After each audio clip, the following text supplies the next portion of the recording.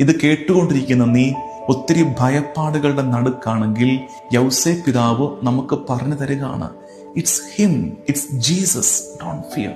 നിന്റെ സഹനമുഖത്ത്, നിന്റെ ആ കണ്ണീരിന്റെ നേരത്ത് കർത്താവ് കൂടെയുണ്ട്. നമുക്കൊരു സംശയം വരും, എന്താണ് ഈ ധൈര്യം? Actually what is courage? എന്താണ് ഈ ധൈര്യം? തിന്മയെ, സഹനത്തെ നീ ഭയക്കുന്നതിന് മുകളിൽ നന്മയെ ആഗ്രഹിക്കുന്നതിന്റെ, ആ നന്മയെ പുൽകുന്നതിന്റെ പേരാണ് തന്റെ ധൈര്യം. അങ്ങനെ ഒരു ധൈര്യമാണ് നമുക്ക് വേണ്ടത്. യൗസേപ്പ് ധീരനായിരുന്നു എന്ന് പറയാൻ ഇഷ്ടംപോലെ കാരണങ്ങൾ. അതിൽ ഏറ്റവും പ്രധാനപ്പെട്ടത്, ധീരനായതുകൊണ്ടല്ലേ യൗസേപ്പ് ഈജിപ്തിലേക്ക് പോയത്.